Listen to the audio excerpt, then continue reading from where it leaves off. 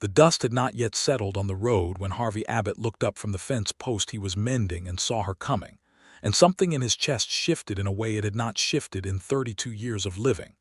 She came down the long dirt track that led to the Abbott Ranch on a Wednesday morning in late April of 1882, the Kansas sun already burning white and merciless above the flat horizon. She was walking, not riding. No wagon, no horse, no companion of any kind. Just a woman on foot, moving with a purposeful stride that said she was not lost and she was not afraid, even if she had every reason to be both. In one hand she carried a leather satchel worn at the corners, the brass clasp green with age.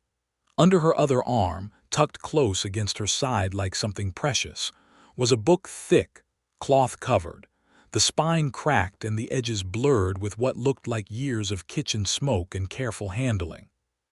And slung across her back, the strap worn across the front of her simple gray dress like a bandolier, was a Winchester Model 1873 rifle, the wood stock burnished and well kept in a way that told you whoever owned it had treated it with deep respect. Harvey set down his mallet and straightened, squinting beneath the brim of his hat. She stopped at the gate post, about 10 yards from where he stood, and she looked at him with dark brown eyes that were dusty and tired but absolutely unwavering. "I heard you posted a notice at the Caldwell General Store," she said. "Looking for a ranch hand with experience in cooking and general labor. I am here to answer that notice." Harvey pushed his hat back on his head. He was a tall man, broad through the shoulders, with a jaw dark with stubble and hands that looked like they had shaken hands with hard work every day since boyhood. He studied her for a moment, not unkindly, but with the measuring look of a man who had been burned before by promises that did not hold. "That notice was addressed to men," he said. "It did not say men," she replied, and she was right, because Clem Hasty at the general store had written it out for him, and Clem, who had poor eyesight and a tendency to abbreviate, had simply written ranch hand wanted, cook and labor, inquire a ranch, South Road. She had him on the wording. Harvey looked at the rifle. He looked at the book under her arm. He looked at the satchel and at her boots, which were cracked along the sides but resolute on the dry ground. "What is your name?" he asked. "Sarah Lawson," she said. He was quiet for a moment. The wind came across the flat land and moved the tall grass at the edge of the track, and somewhere far off a meadowlark gave its long, liquid call. "Where are you coming from, Miss Lawson?"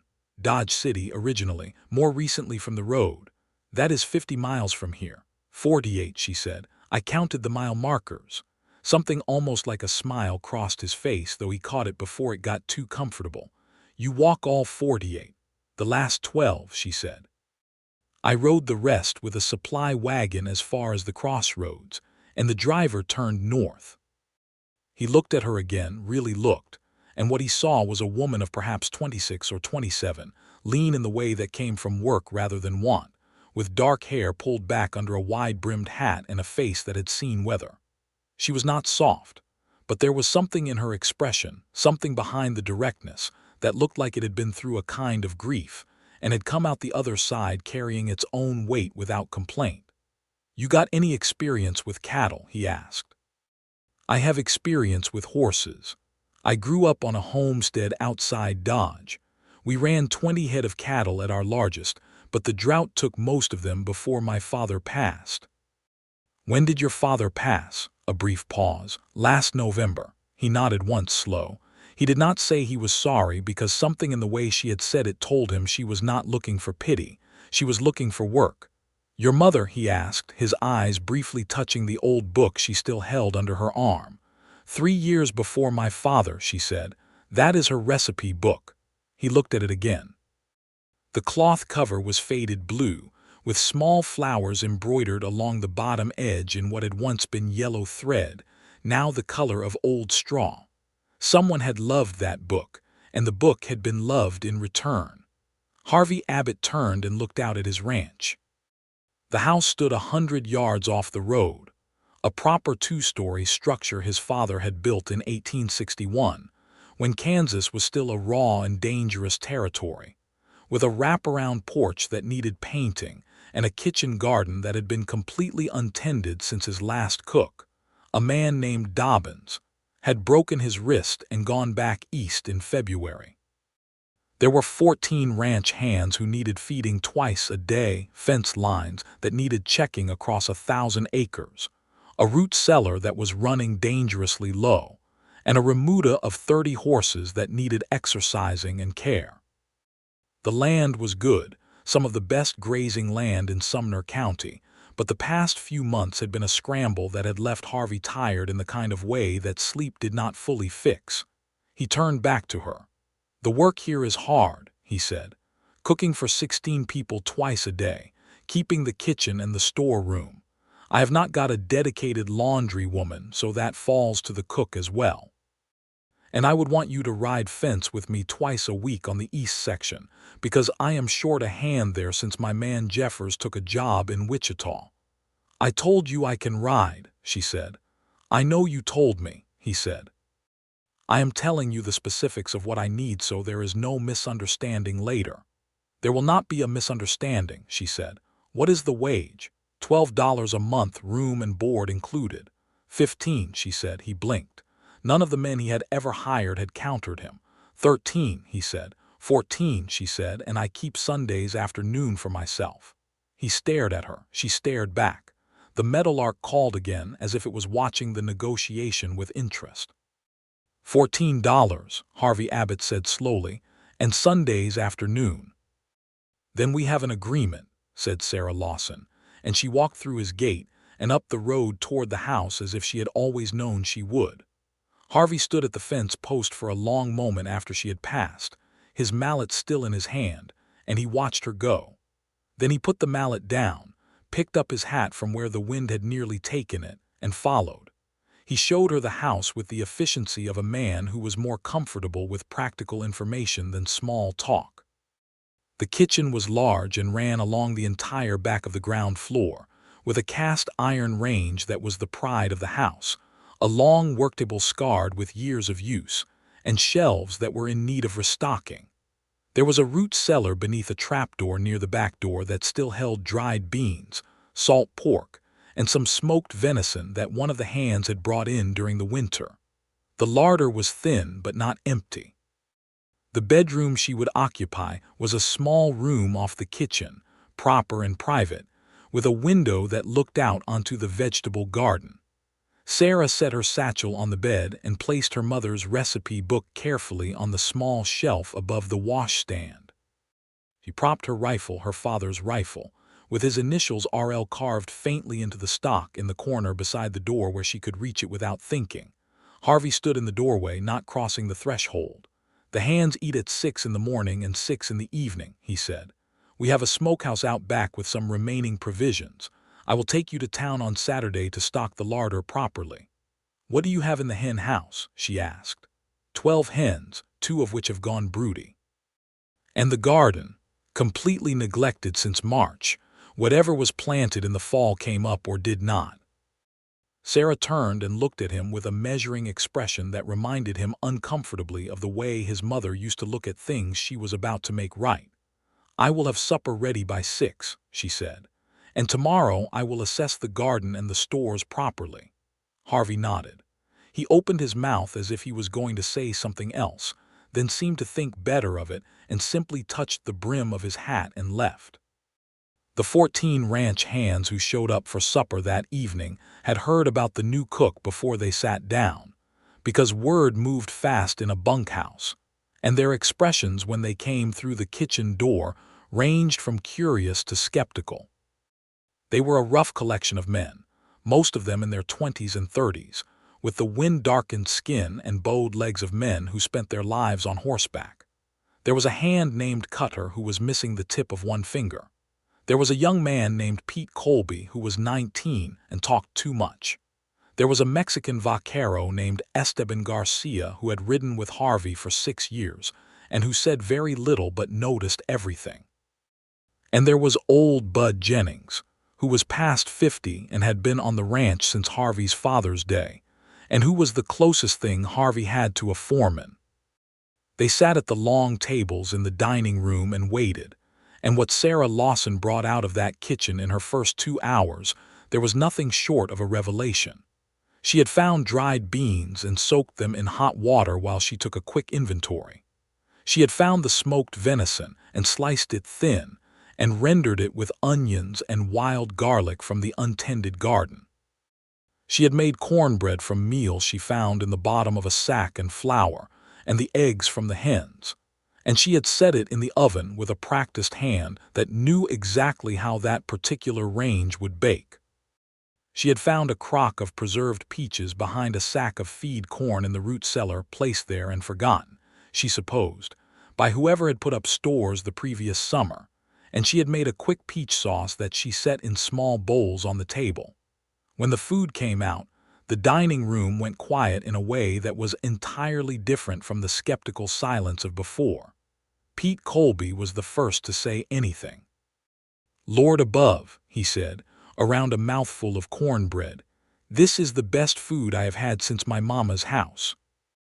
Esteban Garcia, who had eaten in silence, looked up from his bowl with an expression of quiet dignity and said, "Very good, Miss Lawson," in a way that carried the weight of a much longer compliment. Old Bud Jennings ate 2 full plates without speaking, and then pushed back from the table and said simply, "Welcome to the Abbott Ranch, Miss Lawson." Harvey Abbott sat at the head of the table and ate with the same quiet economy of movement with which he did everything. But Sarah, carrying a second dish of cornbread out from the kitchen, caught him with his eyes closed for just a moment as he chewed, and there was something on his face that looked like relief. She did not say anything about it. She went back to the kitchen and washed the first round of dishes in the tin basin and listened to the hum of conversation from the dining room and felt, for the first time in a very long time, like she was in a place where she might be able to put her feet down and stand still for a while. The first week was a calibration. Sarah rose before 5 each morning and had the range going and coffee on by the time the first hands stirred. She learned the rhythms of the kitchen quickly, which burner ran hot, how long the oven held heat after stoking, which shelf the salt was kept on, where Harvey stored the accounts. She worked her way through her mother's recipe book with a quiet and purposeful efficiency, adapting the recipes that called for ingredients she did not have, and making do with what the land and the root cellar provided. The recipe book was her compass. Her mother, Margaret Lawson, had been the kind of cook who wrote everything down with care, including notes in the margins in her small, precise handwriting, things like "needs more time in summer heat" or "add the butter only after you take it from the fire." Sarah knew every note by heart. She had read them so many times since her mother's death that she could close her eyes and hear her mother's voice in each instruction. On Thursday of the first week, she rode the east fence line with Harvey. He had brought a horse for her from the remuda, a steady roan mare named Calla who had a smooth gait and a sensible temperament. And when Sarah swung up into the saddle without hesitation and settled herself with the easy balance of someone who had ridden since she could walk, Harvey's expression shifted slightly. Not dramatically. He was not a dramatic man. But something in the set of his shoulders relaxed in the small way that happens when a concern you did not quite voice out loud turns out to be unnecessary. They rode for most of the morning along the eastern edge of the property, a long straight run of post and wire that bordered the grazing land. Harvey rode slightly ahead, checking the tension of the wire and looking for breaks, and Sarah rode behind and slightly to the left, her father's rifle in the saddle scabbard, her eyes moving across the landscape with the practiced watchfulness of someone who had grown up in a country where alertness was just good sense. They did not talk much on that first ride. Harvey was not a man given to conversation for its own sake. But they communicated in the efficient shorthand of people who are working together. He would point. She would look. She would spot something and call it out. He would assess and act. They found 2 breaks in the wire on the east section and repaired them with the tools Harvey had brought in his saddlebag. And when they reached the northeast corner where the fence turned south along the property line of the neighboring Drummond spread, Harvey reined in and looked out across the grass. The land was immense and beautiful in the Kansas spring. The grass ran in waves under the wind, pale green and gold, all the way to a line of cottonwoods that marked a dry creek bed a mile to the east. The sky above was the deep, consuming blue of the high plains, with enormous white clouds building slowly in the west. "Beautiful land," Sarah said before she could think about whether she should say it. Harvey looked at her. "Yes," he said, "it is." A moment passed between them, quiet and uncomplicated. "My father always said that a piece of land talks to you if you know how to listen to it," Sarah said. She was looking at the grass, not at him. "He said our land outside Dodge always sounded tired. Even in the good years, I think he was right." "What happened to your homestead?" Harvey asked. "The drought in '79 took most of the cattle. My father tried to hold on. He sold off the eastern 40 acres to make the mortgage payment, and then the following year sold off the barn equipment and the wagon. By the time he passed last November, there was nothing left to inherit but the house and a few acres and more debt than they were worth. I sold the house to pay the debts and took what I could carry, and that was that." Harvey was quiet for a while. "I am sorry," he said, and this time it did not feel like a pleasantry. It felt like the statement of a man who understood loss in a particular way. Sarah glanced at him. There was something in his face that suggested he had his own version of this story somewhere, but she did not ask about it. "Not yet." "It is all right," she said. "I still have what matters." He looked at her, and she knew without looking that he was looking at her, and she said, "My mother's book and my father's rifle," because those were the things she meant, and they were both true. Harvey turned his horse back south toward the ranch. "Then you have more than some people," he said, and they rode back in the companionable quiet of the working morning. The trouble started in the second week, and it came from the direction of the Drummond spread. Walt Drummond was a large, loud man who had been trying to buy the east section of Harvey's land for 2 years. He ran more cattle than his own land could properly support, and the Abbott grazing land along the creek bottom was what he wanted for overflow. Harvey had refused him twice already, politely the first time and less politely the second. Drummond showed up at the ranch house on a Friday afternoon with 2 of his men, riding into the yard with the entitled ease of a man who expected his size to do the work his arguments couldn't.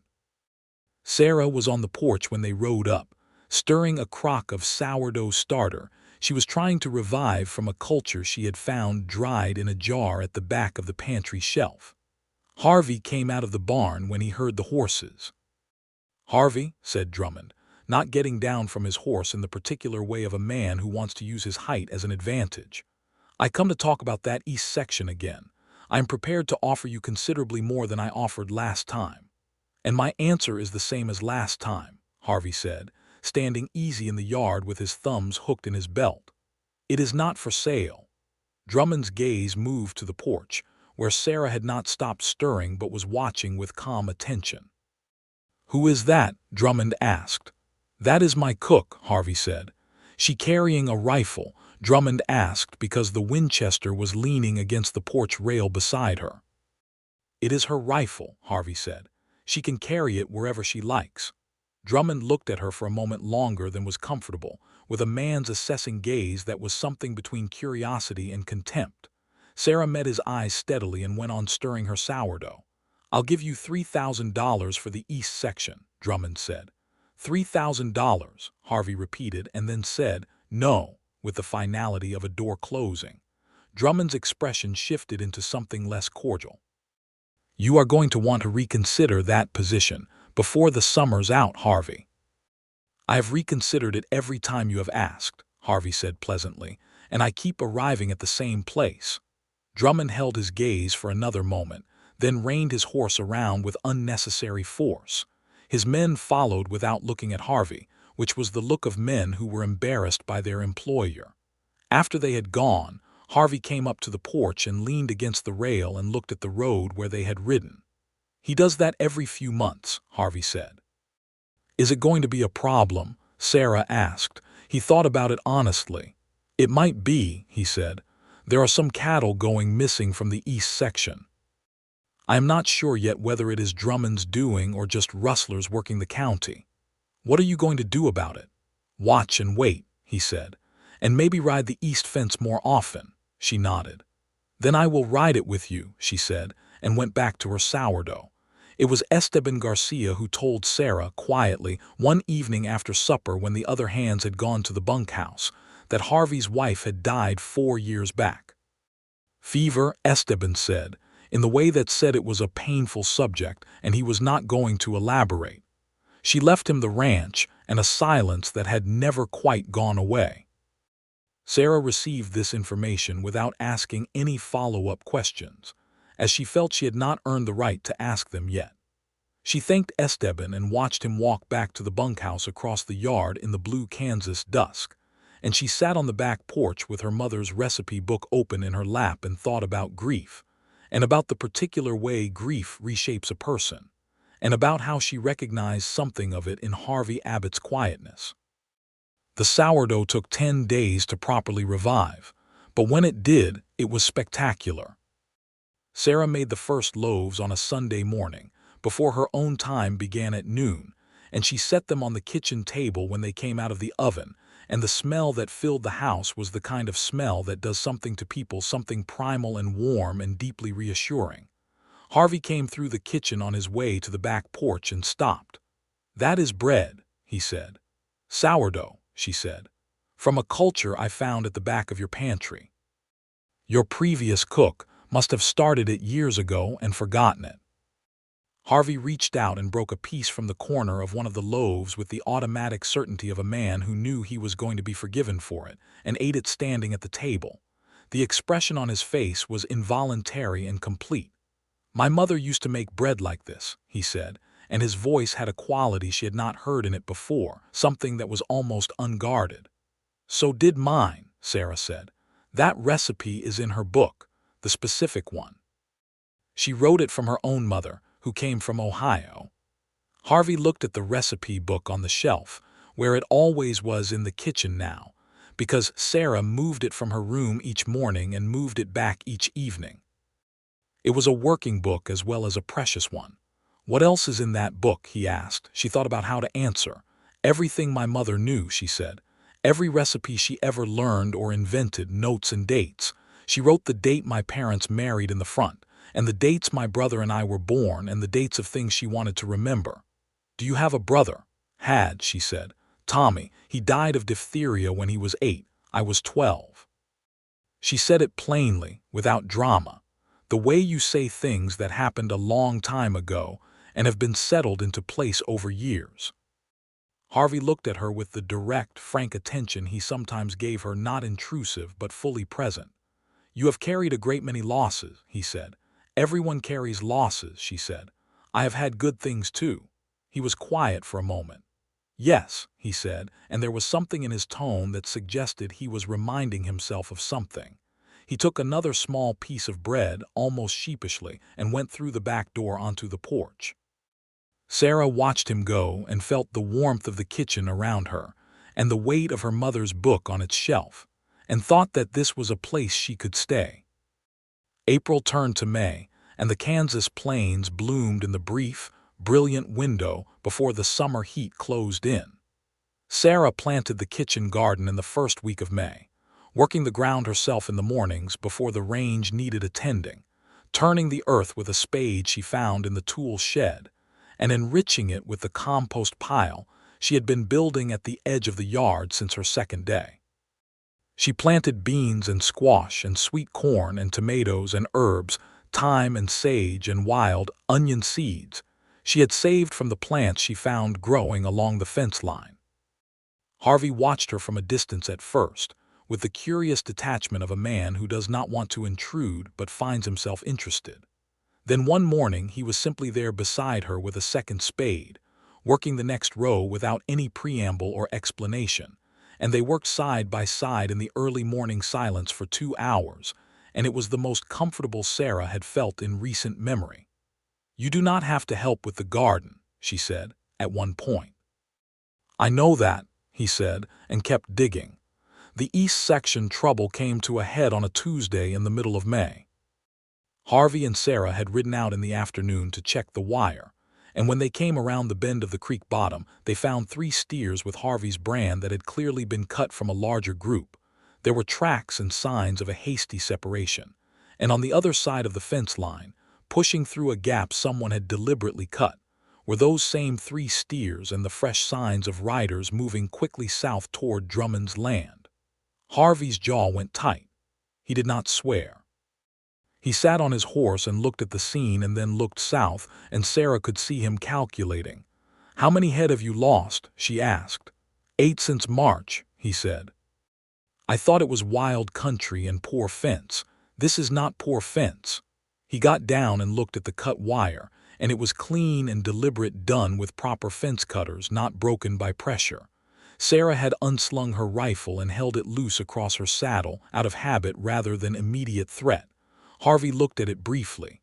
"You any good with that?" he asked. "My father taught me to shoot when I was 10, she said. "He said a woman alone in this country needed to be able to protect herself. He was right." Harvey nodded slowly. "I am going to go speak to Drummond," he said. "Do you want me to come?" He thought about it. "Yes," he said, and the decision seemed to have been made somewhere below the practical level. "I would feel better knowing you were there." They rode to the Drummond spread together, arriving in the yard as the afternoon light went gold. Drummond was on his porch, and his expression when he saw them together went through several quick calculations that were not entirely obscure. "Harvey," he said. "Missed the second word, was not particularly respectful. Someone cut my east fence and ran 3 of my steers through onto your land," Harvey said, without moving from his saddle. "I want them back by morning, and I want the cutting to stop. Next time I will bring the sheriff from Caldwell, and we will have a different conversation." Drummond looked at him for a long time, and Harvey looked back, and there was nothing in Harvey's face except absolute steadiness. Sarah sat her horse just slightly behind him and to the right, her rifle balanced across the saddle, not pointed at anything, just present, the way her father had taught her, visible but not threatening, because a rifle does not need to be threatening to be powerful. Drummond's eyes went to Sarah and then back to Harvey. "I do not know anything about cut wire," Drummond said. "Then your men do," Harvey said, "and I suggest you find out." They rode back as the sun went down, the sky going enormous and orange and pink over the flat land, and Harvey said nothing for the first several miles, and Sarah let the silence be. Then he said, "Thank you for coming with me." "Of course," she said. "I meant it earlier," he said. "I did feel better having you there." She glanced at him in the fading light. He was looking straight ahead with the slight stiffness of a man who has said more than he normally would and is not quite sure what to do with that. "I felt better being there," she said honestly, and that was the end of that conversation, but something in the air between them had changed, the way air changes before rain, and they both knew it and neither of them said so. The 3 steers were back in Harvey's east pasture the following morning. No one said anything about how they got there. Harvey told old Bud Jennings to keep watch on the east fence, and Bud, who understood the situation without needing it explained, said he would. It rained in the second week of May. 3 days of steady soaking rain that kept everyone close to the buildings and drove the work indoors.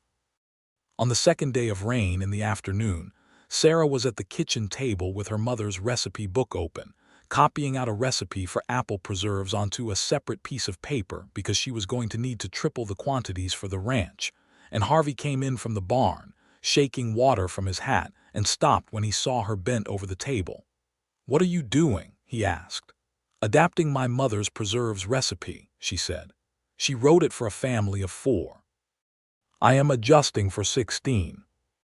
He hung his hat on the hook by the door and came to the table and looked over her shoulder, not intrusively but with genuine interest, and she was suddenly very aware of his presence, the smell of rain and horse and outdoors that came off him, the nearness of his arm to hers. "May I?" he asked, gesturing toward the recipe book. She nodded. He picked it up with careful hands, the way you handle someone's valuable thing when you know it is valuable, and he turned the pages slowly, looking at the recipes and the notes in the margins and the dates written at the front. Sarah watched him and felt something vulnerable in the watching. "Your mother had beautiful handwriting," he said. "She taught school before she married," Sarah said. He kept turning pages. "There are recipes in here going back a long way," he said. "Some of them are from my grandmother in Ohio. My mother wrote them from memory after she came west. She said she was afraid of forgetting them." He was quiet for a moment. He was on a page near the middle of the book where her mother had written a recipe for sorghum cake, and beside it, in smaller writing, had added, "Tommy loves this, make it for his birthday." Harvey looked at that note for a moment without saying anything. "She wrote things like that all through it," Sarah said, her voice coming out a little softer than she intended. "Notes about people. Why she made things, what occasions. It is not just a recipe book. It is a record of her life, her loves." Harvey set the book gently on the table and looked at her, and what was in his face in that moment was open in a way she had not seen from him before. "That is a remarkable thing to have," he said. "It is the most important thing I own," she said. They looked at each other across the kitchen table in the rainy afternoon light, and the moment stretched and filled with something that neither of them had quite named yet, but that both of them recognized. The way you recognize music you have not heard in years, something familiar and aching and possible.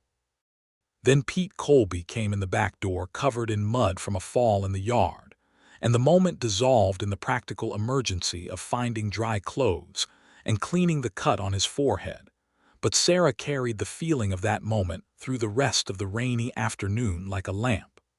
By June, the routine of the ranch had settled into a rhythm that Sarah felt in her bones the way you feel music.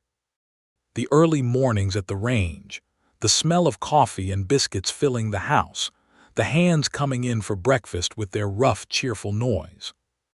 The midday quiet when the men were out on the land and she worked the garden or the root cellar or the laundry or the accounts Harvey had begun asking her to help with, because she had a clear head for figures.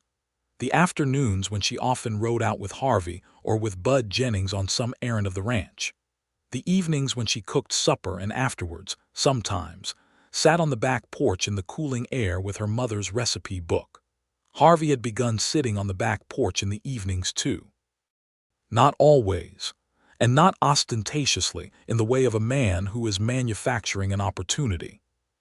He would come out naturally, finishing some last piece of evening work checking on a horse, or bringing the milk jug in from the spring house, and then he would sit on the step or lean against the post and they would talk, or not talk, as the evening moved. He told her about his father, who had come to Kansas before the war and built the ranch from practically nothing, with the stubbornness and vision of a man who refused to believe the land would defeat him. He told her about his mother, who had loved the ranch but never quite loved the isolation, and who had died of a stroke when Harvey was 22 and his father was still alive. He did not talk about his wife, and Sarah did not ask. She told him about growing up outside Dodge in the 70s, which was a genuinely wild and dangerous time in a genuinely wild and dangerous place. The cattle drives coming through every summer, the saloons and the violence and the commerce of a town that ran on beef and risk. She told him about her father teaching her to shoot behind the barn when she was 10, making her practice until she could hit a can at 40 yards reliably, because he believed in being practical about the world they lived in. She told him about her mother's garden and her mother's kitchen, and the way the smell of baking bread had been, for her entire childhood, the smell of safety. "Is that what it is for you here?" Harvey asked once, on a June evening when the fireflies were just beginning to flicker at the edge of the yard. "Does it smell like safety?" Sarah thought about that carefully, because it was a careful question. "It is starting to," she said. He nodded slowly, and in the firefly light he looked like a man sitting with something that was new to him, and he was being very gentle with it. The garden came in magnificently through June, better than anyone had expected from soil that had been so neglected. Sarah's beans ran up their poles with wild enthusiasm, and the tomato plants that she had nursed from tiny seedlings behind the south-facing kitchen window before transplanting them in May filled out and bloomed and began setting fruit. Harvey said, looking at the garden from the porch one morning, that it was the best kitchen garden the ranch had had since his mother's day, and the way he said it was not flattery. It was information, offered with genuine feeling. Esteban Garcia came to Sarah one afternoon in early June with a request. He spoke quietly, with the careful dignity he always carried, and he said that his cousin and his cousin's wife had come up from Texas and were camped outside Caldwell looking for work and a place to settle. He wondered with great delicacy whether Harvey might have need of an additional hand, and whether Sarah thought the timing was suitable to raise the question. Sarah, who had developed both a genuine fondness for Esteban and a useful understanding of how the ranch household operated, said she thought the timing was as good as any, and that she would speak to Harvey about it herself. She did that evening, presenting the information straightforwardly, and mentioning that a ranch of this size and ambition could genuinely use the labor. Harvey heard her out, asked a few practical questions about the cousin's experience, and said he would meet the man in town on Saturday and make his own assessment. He hired the cousin, whose name was Rafael Garcia, on Saturday, and Rafael's wife, Lucia, who had strong hands and a cheerful nature, became the laundry woman that the ranch had been lacking, which freed Sarah from that particular duty and gave her more time in the garden and on horseback, which were the parts of the work she loved best. Lucia Garcia was 23 and cheerful, and talked with an easy warmth that filled the kitchen when she came in for her morning coffee before taking the laundry out to the washing house. And Sarah found herself with something she had not had in a long time, which was the company of another woman. They talked over the kitchen table in the mornings, two women in a world of men and cattle, and Lucia told Sarah about Texas and the long road north and the strangeness of Kansas after the wide brush country of the South. And Sarah told Lucia about Dodge City and her mother and the recipe book. And Lucia held the book with the same reverence that Harvey had held it, and said in Spanish, and then in English, that a woman who could cook like this was worth more than gold. The summer heat came down in July like a physical weight, pressing the land flat and bleaching the grass gold. The cattle drifted to the shade of the creek-bottom trees in the afternoons. The hands moved slower and talked less.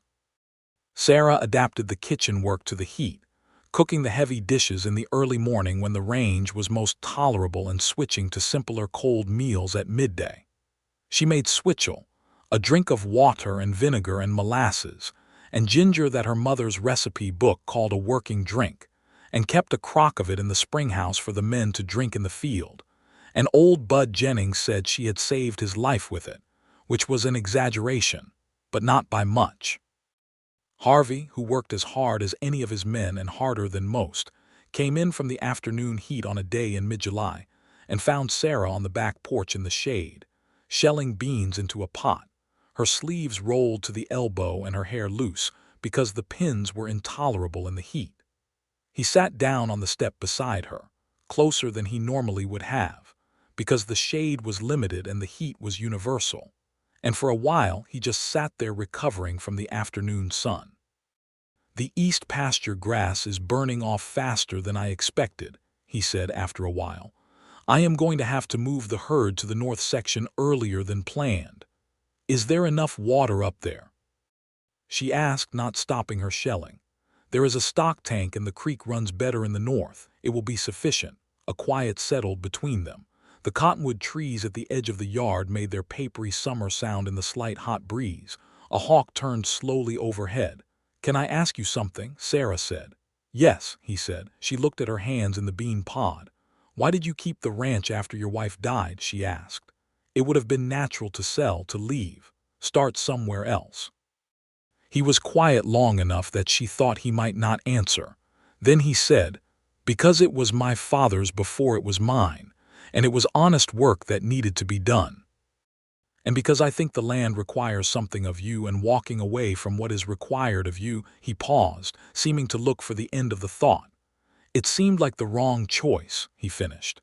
She thought about that for a while, shelling beans. "I think you are right," she said. He looked at her. The afternoon light was sideways and golden, and it caught the side of her face in a way that made his breath come differently. He looked at her for a moment that was a beat too long to be unconscious, and Sarah felt it, and she turned her head and found him looking, and neither of them looked away. "Sarah," he said, and her name in his voice was something that had weight to it. "Harvey," she said, and she meant something by it, something uncomplicated and true. He looked down at his hands, then back at her. "I am not," he said, and started again. "I am not a man who speaks easily about things that matter to him. I have been told that is a fault." "I have not found it to be one," she said. He looked at her, and something in his face was undefended in a way she thought it probably rarely was. "I think you are the best thing that has come to this ranch in a long time," he said. "And I am not talking about the cooking." The beans went still in her hands. "I know that it is not a fine speech," he said, with a self-consciousness that was somehow more touching for being rare in him. "I am not sure I have a fine speech in me." "I do not need a fine speech," Sarah said quietly. "I need to know what you mean." He met her eyes directly with the full, frank attention that was the most characteristic thing about him. "I mean that I think about you," he said. "Not as my cook, as a person I want to be near. As a woman he stopped. "I do not want you to leave," he said simply. "That is what I mean." Sarah set the pot of beans down on the porch boards and looked at him in the hot July light.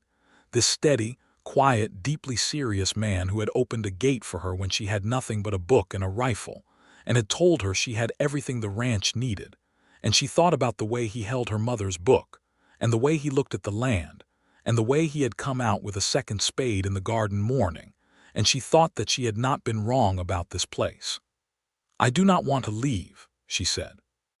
"I have not wanted to leave since the first week." He reached out and took her hand, carefully, and held it, and it was such a simple and earnest gesture that it undid her more thoroughly than any dramatic declaration could have. They sat that way for a while on the porch in the summer heat, holding hands in the shade of the cottonwoods, while the hawk turned overhead and the beans sat in their pot waiting. And for Sarah Lawson, it was the beginning of a different kind of life. Things moved slowly after that, in the way of serious people who intend something and therefore do not rush it. They rode together more, on both ranch work, and for the simple pleasure of being in each other's company. Harvey began to talk more on these rides, not constantly, because he was still fundamentally a quiet man, but with the openness of someone who had found a person it was worth talking to. He told her about the ranch's early years, about his first cattle drive at 17 as a hand for another man, about coming home when his father got sick and choosing this land over everything else. He told her about the first years of his marriage, carefully and honestly, and about the grief of losing his wife, and Sarah listened without trying to fix anything, which was exactly the right thing to do. He told her about the years since, the long, quiet years of just running the ranch and working the land and not thinking too much about what was missing. "I had become accustomed to missing things," he said once. They were on the north section, watching the herd move to the stock tank in the evening light. "I think that is a way a person learns to live that is not quite right." "It is a way of surviving," Sarah said. "It kept you going." "Maybe," he said. "But I think there is a difference between surviving and living." She looked at him. "What changes it?" she asked. He looked back at her. "You know what changes it," he said. She smiled, and it was not a small smile. It was a full one, and it changed her face in a way that made something in Harvey Abbott warm from the center out. In August, Harvey drove Sarah to Caldwell for the monthly supply run, which was a task they had both begun looking forward to well before August, because it meant a full day together with the legitimate excuse of ranch business and the small pleasure of a town, which was not much of a town, but was company and variety and the world. Caldwell in 1882 was a cattle town at the end of the Kisham Trail, still rough and still busy, with the particular energy of a place that exists at the intersection of commerce and danger. The cattle drives were winding down from their peak years, but the town still had its saloons and its traders and its rough men and its decent families all pressed together on its main street. Harvey helped Sarah down from the wagon at the general store with a hand that held hers a moment longer than was strictly necessary. And Edna Hasty, who ran the store with her husband Clem, looked at them with the sharp and knowing eyes of a woman who had been watching people her whole life. "This must be Miss Lawson," Edna said with a warmth that was genuine. "I have heard about the cooking." "News travels," Sarah said. "Always has," Edna said cheerfully. She pulled Harvey aside while Sarah looked at the dry goods, and Harvey returned with an expression of mild exasperation that told Sarah Edna had said something pointed and personal, though he declined to share what. While they were loading the wagon, Walt Drummond appeared on the street with two of his men, and the sight of Harvey and Sarah together brought something unpleasant into his expression that was partly about the land dispute and partly about something else. Something about the way a man like Drummond could not abide a woman who stood straight and met his eyes without deferring. "Abbott," Drummond said. "And the cook." "Good afternoon, Walt," Harvey said. "Heard you were having some trouble with your east fence," Drummond said, with the false casualness of a man testing water. "Not since May," Harvey said. "Funny how that resolved itself." Drummond's eyes moved to Sarah again. "You still thinking of holding that east section?" "Still thinking," Harvey said. "Concluding, actually." Sarah had continued loading the wagon calmly throughout this exchange. But when Drummond made a comment that was directed at her in a tone that was intended to diminish her, something went still and clear in her face. She set down the bag of flour she was lifting and looked at Drummond with the direct, untroubled gaze of a woman who had been raised to be afraid of nothing she did not choose to be afraid of. "Mr. Drummond," she said, "I do not believe we have been introduced. I am Sarah Lawson. I work for this ranch and I ride for this land, and I would ask you to speak to me with the same courtesy you would extend to any person you meet on the street. If that is beyond your capacity, then we have nothing to say to each other." There was a silence on the Caldwell Street that was almost musical. Drummond stared at her. Harvey had gone very still beside her with an expression that was trying very hard not to be what it clearly was, which was profoundly pleased. Drummond looked between them once more, then reined his horse around and rode away without another word. Harvey waited until Drummond was out of earshot and then he said, "That was very well done." "He needed to hear it," Sarah said, and picked her flour back up. On the drive back to the ranch, with the wagon loaded, and the evening coming in soft and golden ahead of them, Harvey reached across the seat and put his hand over hers on the board, and she turned her hand and held his back. "I've been thinking," he said, in the measured way of a man who has been thinking about something for a while and has finally decided to say it. "About what?" she asked, though she thought she knew. "About the fact that I want to ask you something," he said. "And I want to ask it properly, which I am finding more difficult than I expected, which is irritating because I am generally not a man who has trouble with things he has decided to do." Sarah laughed, and the laugh carried across the flat golden evening land. "Harvey," she said gently. "I am getting there," he said, with a kind of gruff self-deprecation that she found completely wonderful. "I know you are," she said. He was quiet for a mile. "I would like you to stay at the ranch," he said. "Not as my cook, though I genuinely could not manage without your cooking. I would like you to stay as my wife. If that is something you want. If," he took a breath, "if you think you could want that." Sarah looked at the road ahead of them, at the last light on the prairie grass, at the familiar outline of the ranch house on the horizon, which had begun to look to her like something that could be home in the permanent sense, not just the working one. "I could want that," she said. "I do want that." He squeezed her hand, and she could feel the relief in the squeeze as well as the happiness, and she leaned slightly against his shoulder as the wagon rolled home through the dusk. They were married in September of 1882, 6 months after Sarah Lawson had walked down the ranch road carrying her mother's recipe book and her father's rifle, and nothing else. The wedding was at the ranch, because neither of them wanted the fuss of a town ceremony, and Reverend Aldous from Caldwell rode out on a Saturday morning and stood with them in the kitchen garden, which was at the height of its late summer abundance, with the beans and tomatoes and squash in their full maturity and the smell of growing things in the warm September air. Harvey's 14 ranch hands stood in the yard in their best shirts, which for some of them was not very different from their regular shirts, but represented a genuine effort. Old Bud Jennings cried quietly, which surprised everyone including himself. Esteban Garcia stood with Rafael and Lucia, and was grave and dignified and smiled, when the ceremony was finished with the full warmth that he normally kept carefully contained.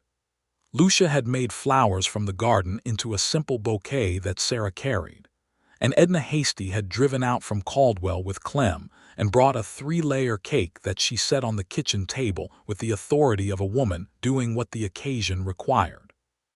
Sarah wore her best dress, which was blue calico, and she carried the flower bouquet and stood in front of Reverend Aldous in the September sunshine and looked at Harvey Abbott, who was wearing a clean white shirt and a dark coat, and who was looking at her with an expression that was more exposed than she had ever seen on his face, which meant it was the most honest expression she had ever seen on his face, and she felt the rightness of it in every part of herself. She said "I do" with her whole voice, and he said "I do" in his quiet way, and Reverend Aldous pronounced them married, and Harvey kissed her in the kitchen garden with the smell of tomato plants and late summer around them and the hands making noise in the yard. And Sarah Lawson became Sarah Abbott and felt the ground settle very solidly under her feet. The reception was in the yard and on the porch, with Lucia's husband Raphael playing the guitar, and the food was everything that came from Sarah's cooking and her mother's recipes and the ranch's own stores, and it was extraordinary. There were salt-cured ham from the smokehouse and fresh bread from the sourdough and tomato preserves, and a bean and corn dish from a recipe in the middle of the book that Sarah's mother had invented herself, and annotated with the note "This one is mine, no one else's," which always made Sarah smile. Edna's cake sat in the center of the kitchen table and was demolished within the first hour. Harvey danced with Sarah in the yard as the sun went down, both of them slightly awkward in the way of people who do not dance much but are committed to it tonight, and the hands clapped and Raphael played faster, and at some point the dancing stopped being awkward and became something easier and better, and Sarah laughed into the warm evening air, and Harvey held her close and looked at her with an expression that she understood was going to be the expression she associated with him for the rest of her life, because it was his expression when he was completely happy. The autumn of 1882 was the best autumn Harvey said he could remember on the ranch in many years. The cattle went a market in October at good prices, the best in 3 years, and the proceeds paid off the small remaining mortgage on the east section and left the ranch on solid financial ground. The kitchen garden, properly tended for the first time in years, produced abundantly into October, and Sarah put up preserves and pickles and dried herbs and vegetables through the month in a sustained effort that filled the root cellar with more stores than the ranch had had in memory. Old Bud Jennings went down to the root cellar in November and came back up shaking his head in admiration and said, "Miss Sarah, begging your pardon, Mrs. Abbott, it looks like we could survive a siege down there." "That was rather the idea," Sarah said, from the kitchen. Harvey, who was at the kitchen table working on the ranch accounts, looked up when she said it, and there was in his eyes the particular look he had for her, warm and steady and a little wondering, as if he was still slightly surprised at his own good fortune, which Sarah privately found the most endearing thing about him. The East Fence trouble resolved itself completely in October, when Walt Drummond received a visit from the Sumner County Sheriff on an unrelated matter involving his treatment of homesteaders trying to file on land he considered his range, and the resulting investigation and subsequent legal complications left Drummond with considerably more pressing concerns than Harvey Abbott's East Section. He never came to the Abbott Ranch again. Harvey told Sarah about it one evening in November, the first cold night of the season, sitting by the fire in the parlor which Sarah had gradually made into a comfortable room over the months, adding her small touches, her mother's recipe book on its own shelf, a quilt she had sewn from fabric she bought in Caldwell, a small mirror that reflected the firelight. "Drummond is finished," Harvey said. "The sheriff has been investigating him for water rights violations and intimidation of smaller homesteaders for the better part of 2 years. He is going to face serious consequences." Sarah, who was sitting across from him with her knitting, was quiet for a moment. "Those homesteaders," she said, "are they going to be all right?" Harvey looked at her. It was the kind of question that told him, again, things he already knew about her character but was still glad to have confirmed. "Some of them will be," he said. "The sheriff is trying to sort it out properly. It is complicated because the law in this territory has not always been consistently on the side of the small man." He paused. "It is an injustice that the big men with money and cattle have been able to push people around for too long out here. It is not right, and the fact that it is common does not make it right." "No," Sarah said. "It does not." She looked at her knitting for a moment. "My father was pushed around like that, not by Drummond but by the same kind of man. It is one of the things that wore him down." Harvey leaned forward in his chair. "I am sorry, Sarah. It is one of the reasons I want to run this place as it deserves to be run," she said, looking up at him. "Fairly, properly, so it is something worth having." He looked at her across the firelight and felt the truth of that in his chest. "That is exactly what I want too," he said. Winter came to the Kansas plains in the full and serious way of the real thing. Not the polite dusting of snow that some winters offered, but the deep cold and hard white of a genuine prairie winter. The ranch pulled inward on itself, the hands spending more time in the bunkhouse and the barn, the horses huddled in the sheltered corral, the cattle pushed into the sheltered north pasture where the creek-bottom trees broke the worst of the wind. Sarah's kitchen became the warm heart of the ranch in a new and deeper way. The range burned from before dawn until after dark, and the kitchen was always warm and always smelling of something nourishing, soups and stews from the well-stocked root cellar, bread that rose in the warmth beside the range, dried apple pies from the apples they had bought by the bushel in October, and dried on the porch in the autumn sun. The hands came in from the cold with faces red and stiff, and what they found in that kitchen was the kind of warmth that was not just temperature. Harvey would come in from the morning chores, snow on his coat and his breath making clouds in the cold, and take the coffee cup Sarah held out to him, and stand at the range warming his hands. And some mornings he would reach out and tuck a strand of her hair back from her face, or lay a brief warm kiss on the top of her head, and the casualness of it. The way it was simply what you do when someone is yours, and you are theirs, made Sarah's heart full in a way that was new to her experience, and that she received with gratitude. They had long evenings in that winter, the two of them together in the parlor while the wind moved across the flat land outside, and they talked in the way of people who have chosen each other and are still in the pleasure of that discovery. Harvey read to her sometimes from the books on the parlor shelf. There were not many, but there was a well-worn copy of David Copperfield and a collection of accounts of the natural history of the West that Harvey had had since boyhood. She read to him from her mother's recipe book, which was not a book meant for reading aloud but which, when she read the stories behind the recipes, the notes and the dates, and the small moments her mother had recorded, became something that was. He told her things in those winter evenings that she thought he had not told anyone in a long time.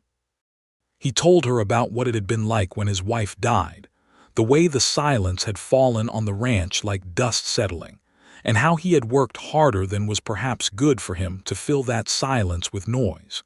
He told her he had not expected to feel this way again.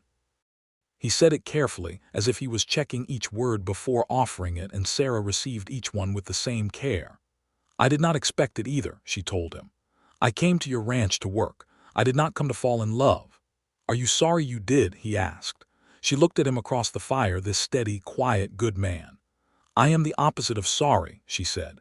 He smiled a full smile, the kind he did not give often and which, when it came, was like sun breaking through on a gray day.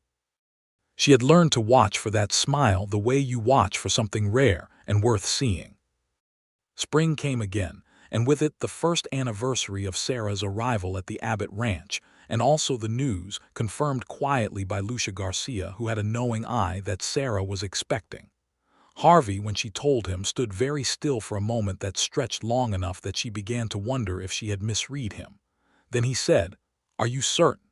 And his voice had a quality that was new even to her knowledge of him.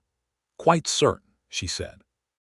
He crossed the kitchen in 2 steps and put his arms around her, carefully, and held her and said nothing for a while. Then he said, into her hair, "I have wanted this for a long time and was afraid to want it." She held him back, feeling the solidity of him, the specific warmth of this person who had become the center of her world with a quiet completeness that still sometimes surprised her. "Then stop being afraid to want it," she said. The pregnancy was straightforward and healthy, and Sarah adjusted the pace of her work sensibly and without complaint, moving the heavier outdoor tasks to earlier in the day and passing some of the kitchen labor gradually to Lucia, who was thrilled to be more involved. The ranch hands treated Sarah with a protective gentleness that was touching in its awkwardness. Pete Colby, who had grown into a slightly less verbose version of himself over the year, once spent 20 minutes rebuilding a back porch step that had a slight wobble, in case she might trip on it, and presented the completed repair with such an air of achievement that Sarah thanked him as sincerely as if he had repaired the whole house. The summer of 1883 was busy and prosperous. The cattle herd had grown through careful husbandry to near 200 head, a significant increase, and Harvey took a full drive to the Caldwell yards in July that returned the best profit the ranch had seen. The kitchen garden was magnificent again, even more so because Sarah had spent the early spring expanding it and adding a small herb section along the south wall of the house where the warmth concentrated. Her mother's recipes had become the standard of the ranch kitchen to such a degree that when old Bud Jennings left for a week to visit his daughter in Wichita and came back complaining about the food there, he said, without apparently intending a compliment as large as the one he gave, "There is not a cook in Kansas as good as you, Mrs. Abbott, and that is just a fact." Sarah received this information with a smile that she hid behind the door of the range as she opened it to check her bread. Harvey came into the kitchen one afternoon in August, 2 weeks before the baby was due, and found her at the work table with her mother's recipe book open and a fresh piece of paper beside it, and she was writing. "What are you doing?" he asked. "Copying out recipes," she said, "and adding notes." He came closer and looked, and what he saw was that she was copying the recipes as her mother had written them, but in the margins she was adding her own notes in her own handwriting. This works well at the Abbott Ranch with the sourdough culture, and there are wild garlic plants along the east fence that are excellent here, and Harvey does not like too much pepper in this one. Her notes were going into her mother's book the same way her mother's notes had gone into her grandmother's recipes. The book was growing a new layer, a new life. Harvey stood and read over her shoulder for a moment without speaking. Then he put his hand gently on her shoulder. "Your mother would be pleased," he said. Sarah looked down at the book and felt the full, aching, beautiful weight of that. "I hope so," she said. "I would like our child to have this book the way I had it, to know who came before." Harvey leaned down and pressed his lips to her temple and stayed there for a moment, and Sarah put her hand over his on her shoulder.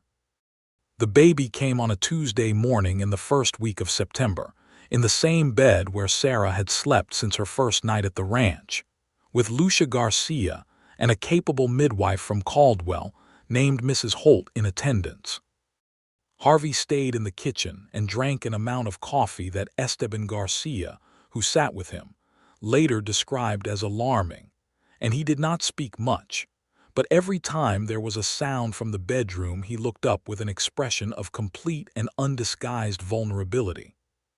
When Mrs. Holt opened the bedroom door and said, "Mr. Abbott, you have a fine, healthy boy," Harvey stood up from the kitchen table so quickly that his coffee cup went sideways, and he was through the door before Esteban could right it. The boy was small and red-faced and absolutely certain of his displeasure at being in the world, and Harvey held him with the enormous, stricken care of a large man holding something he cannot believe is his. Sarah watched from the pillow, exhausted and radiant, and when Harvey looked up from the baby and met her eyes, his face was undone in the most complete way she had ever seen it. "He is perfect," Harvey said. "He is very loud," Sarah said. "He gets that from his mother," Harvey said, and Sarah laughed despite herself. They named him James Robert Abbott, the Robert for Sarah's father and the James for Harvey's. James would be called Jamie and would be, from his first moments, a source of absorbing occupation for every person on the Abbott ranch. Old Bud Jennings held the baby on the day he was shown to the household and sat with him for a quarter-hour with an expression of profound contentment. Esteban Garcia said the boy had a look of determination about him that would serve him well in cattle country. Pete Colby offered to teach him to ride at the earliest opportunity, an offer that Harvey said he would hold Pete to in approximately 4 to 5 years. Lucia, who was expecting her own child by now, which delighted Sarah beyond measure, sat with Sarah in the evenings through September, while Jamie slept in the cradle Harvey had made over 2 weeks in the barn from wood he had planed himself, and they talked about babies and food in Texas and Kansas and the future. And the kitchen was full of the smell of autumn and cooking, and the particular warm noise of a household that is thriving. Harvey was a father in the same way he was everything else: attentive, steady, practical, and more thoroughly in love than he had words for. He came into the kitchen in the early mornings before Sarah was up and held Jamie when the baby was awake so that Sarah could sleep. He built the cradle, and then, when Jamie was a few months old and growing fast, he began work on a proper crib that stood against the wall of their room and was built to last longer than any cradle needed to. He sat on the back porch in the evenings with Jamie on his knee and talked to him in the low, matter-of-fact way he talked to all things he was fond of, telling the baby about the ranch and the land and the cattle and the sky. And Sarah, watching from the kitchen doorway, felt the specific happiness of a person who has found the place they belong.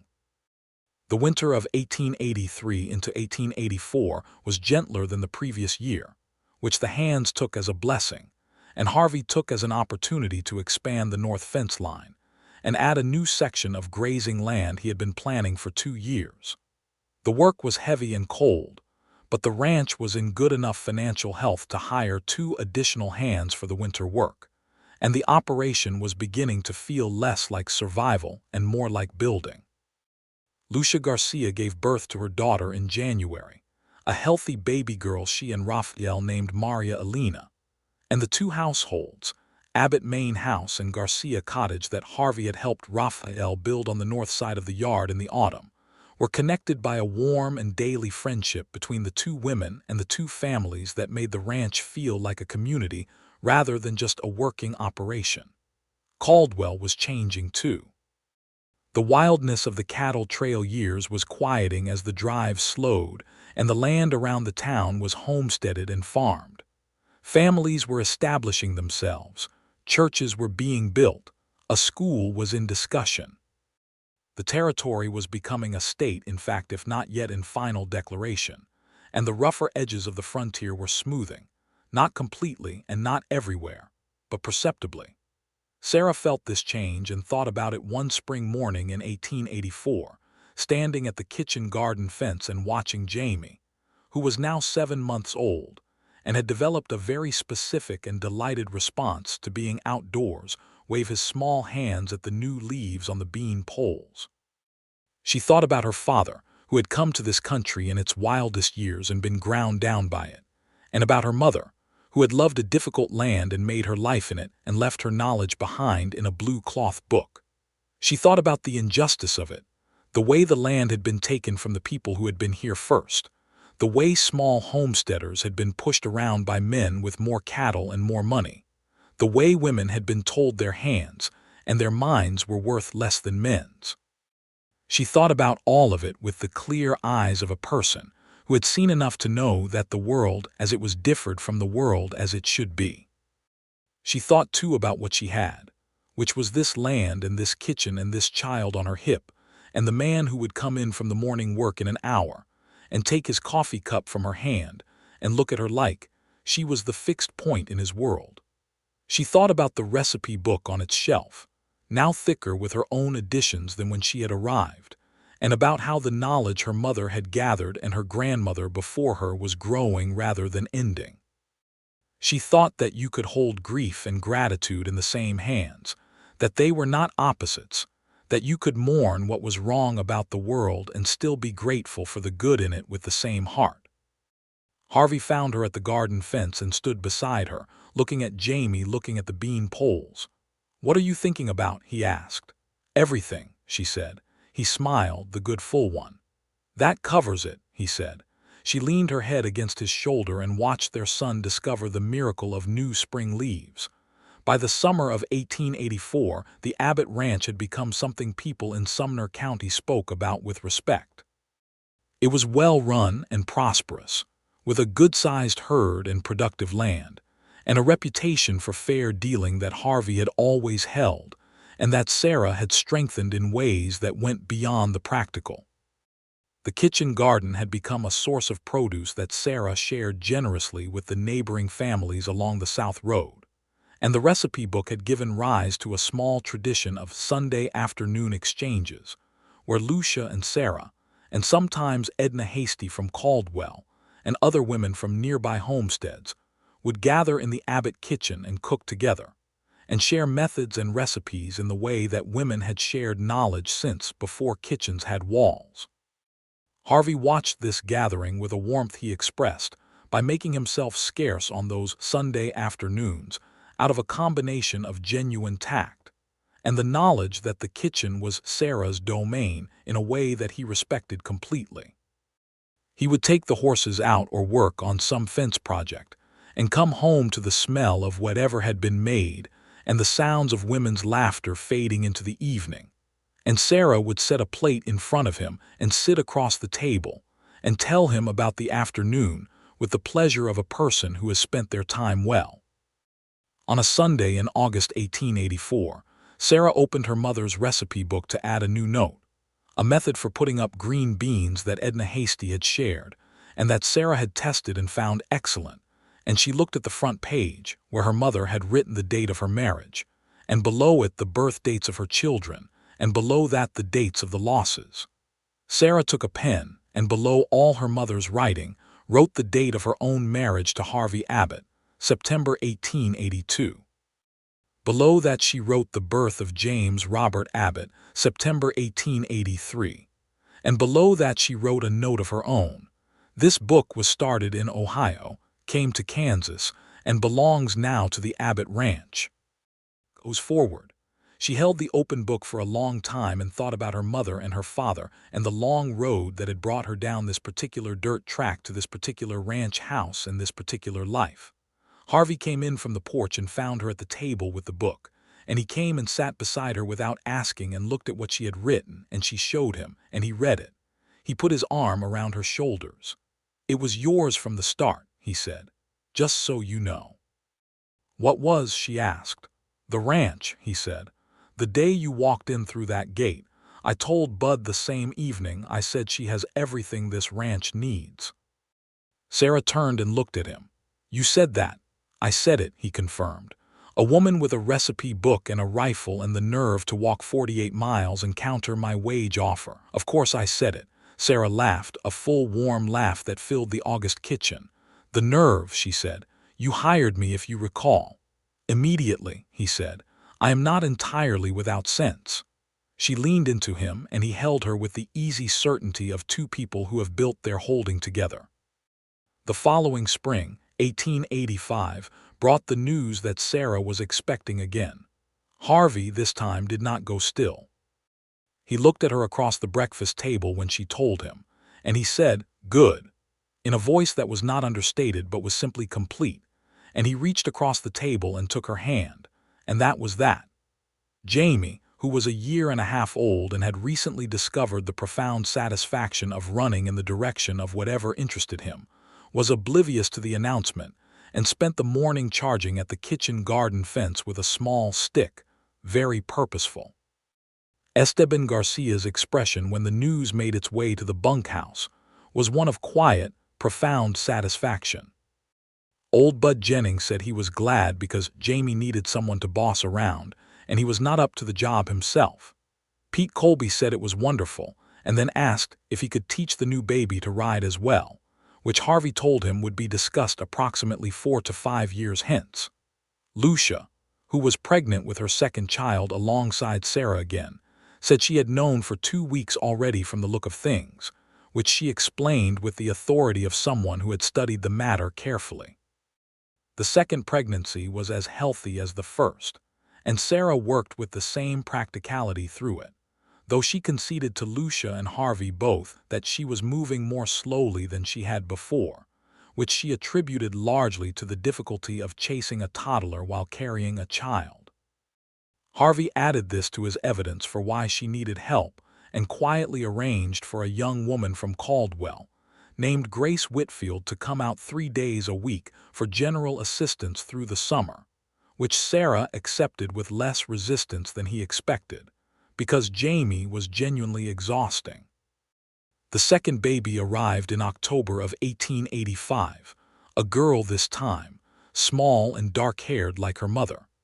They named her Margaret Ellen Abbott, the Margaret for Sarah's mother and the Ellen for Harvey's, and the name settled into the ranch like it had always been waiting there.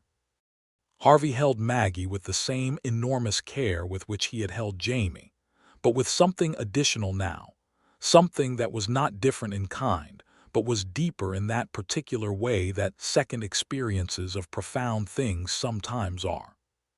He sat in the kitchen rocker with the baby and looked at her with an expression that was so undefended that Sarah, watching from the bed where she was recovering, felt her heart do something complicated and good. "She looks like you," Harvey said. "She looks like a baby," Sarah said. "She looks like you," he repeated, with the certainty of a man who had looked at Sarah's face with attention for 3 years. Jamie, brought in to meet his sister, regarded her with a seriousness beyond his 2 years, patted her head once with a small hand, said "mine," in the questioning way of a child working out property rights, and then lost interest and went back to the kitchen garden, which was still his favorite place to stage battles with sticks. That winter, with 2 children in the house and the ranch in its best condition yet, and the root cellar absolutely stocked, and the household large and warm and well-fed, Sarah sat one evening by the parlor fire with Harvey while Jamie slept upstairs and Maggie slept in the cradle between their chairs, and she took her mother's recipe book from the shelf beside the fire and held it in her lap. The book was thick now with her additions. The cloth cover was more worn than when she had carried it down the road 2.5 years ago, and there were new stains at the corners from this kitchen and new notes in her handwriting covering the margins alongside her mother's. It was 2 women's lives in it now, going on together between the covers. Harvey was watching her. "What are you thinking?" he asked. "I am thinking about carrying this book all the way here," she said, "and the rifle and nothing else." "You had everything," he said. "I told Bud that." "You have told me about telling Bud several times now," she said with amusement. "Because it was true then and it is still true," he said, "more true now." She looked at him across the firelight, this man who had opened a gate and seen something in a woman walking down a road with a book and a gun, and the will to make something of herself in a hard country, who had been patient with his own feelings until he was certain enough to say them, who had built a cradle with his own hands and sat with a baby on a porch talking to it about land and cattle and sky. "Harvey," she said. "Sarah," he said. "I want you to know that I am," she paused, finding the words for the exact thing she wanted to say. "I am glad I walked 48 miles, she said. He smiled. 48 miles and 16 paces to the gate, he said. She laughed. "You counted." "After you went inside," he said. "I do not know why, I just counted." She shook her head, warm with it. "You are an extraordinary man," she said. "I am a very ordinary man," he said. "I am just in an extraordinary situation." She leaned her head back in the chair and looked at the fire, and listened to the winter wind across the Kansas plain outside, and to the breathing of her daughter in the cradle, and to the house around her, which was full of life and warmth, and the smell of bread that had been baked that morning, and the faint sweet smell of the dried herbs hanging in the kitchen, and her mother's book in her hands. She thought about the road she had come down and the gate that had been opened for her, and about everything that had grown from that moment. The kitchen garden and the sourdough culture, and the 14 hungry men around a table in the east fence line, and the rifle propped in the corner, and the recipe book on its shelf, and the baby in the cradle, and the man beside the fire. She thought about her mother, who had taught her to cook and to write and to love carefully and to keep what mattered. She thought about her father, who had taught her to ride and to shoot, and to stand straight in the face of hard men and harder weather. She thought about how she had arrived at this ranch with those 2 inheritances and nothing else, and how out of those 2 things, and this land and this man, she had built a life that was so full that some evenings it almost made her breathless. Her mother's recipe book was warm in her hands. Her father's rifle was in the corner by the bedroom door. The fire burned. The wind moved across the plain. And Sarah Abbott, who had been Sarah Lawson, and before that her mother's daughter, and before that her grandmother's granddaughter going back to Ohio and beyond, held the book that held all of them and felt the deep and permanent satisfaction of a person who has found the place they were meant to be. Harvey reached across and touched her hand, as he did, in the quiet, uncomplicated way of a man who did not need words for the things that mattered most. She turned her hand and held his. Outside, the winter stars were enormous over the Kansas flat land, and the ranch lay quiet and warm beneath them, and everything that needed to be was.